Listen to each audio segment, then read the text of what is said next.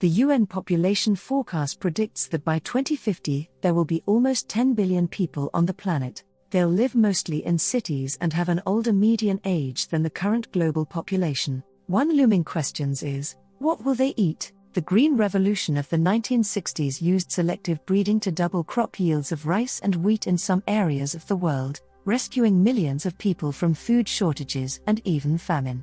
Now, the fast-growing global population combined with the impact of climate change on our ability to produce food, increased droughts and extreme weather events many crops can't withstand, points to the need for another green revolution. Luckily it's more decentralized than the last, which makes sense given there are different challenges surfacing in different parts of the world. A Norwegian startup called Desert Control has a running start on solving a problem that's only likely to get worse with time. Desertification, human and climate-caused degradation of land in dry areas, is on the rise in multiple parts of the world. More than 2 billion hectares of land that was once productive has been degraded.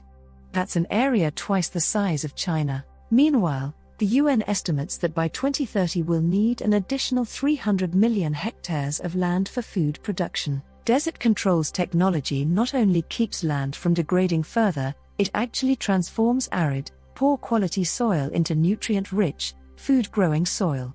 Here's how it works. Sandy soil doesn't retain water and nutrients, they run right through it and end up in the groundwater below. Desert Control developed a substance it calls Liquid Nanoclay, LNC, which coats sand particles with a layer of clay 1.5 nanometers thick. The coating allows moisture to stick and absorb to the sand. That means water and nutrients stick around, too, creating ideal conditions for plants to grow. Picture the technology as a sort of giant sponge inserted just below ground level. LNC is sprayed onto land using traditional irrigation systems, like sprinklers, saturating the soil down to the root level of the plants that will be grown there. The sponge holds moisture within itself, as sponges do, keeping that moisture from filtering down deeper where it would no longer reach plants' roots, and enhancing the effects of fertilizer. There are no chemicals involved, just clay and water. Perhaps most amazingly, it only takes 7 hours to transform a piece of land from arid to arable with LNC application. According to Desert Control's website, a field test near Abu Dhabi yielded cauliflowers and carrots that were 108% bigger than those in the control area, and field tests in Egypt documented a fourfold increase in the yield of wheat. Most recently, LNC was used to grow watermelon, pearl millet, and zucchini in the desert outside Dubai. Adding clay to soil isn't a new idea, farmers have been doing it for centuries. What's new is breaking the clay down to a nanoparticle level and getting a liquid substance that can be easily sprayed onto land. Farmers traditionally used heavy machinery to mix clay into soil. This way uses a lot less clay, 10 times less, by the company's estimate, and is more effective to boot.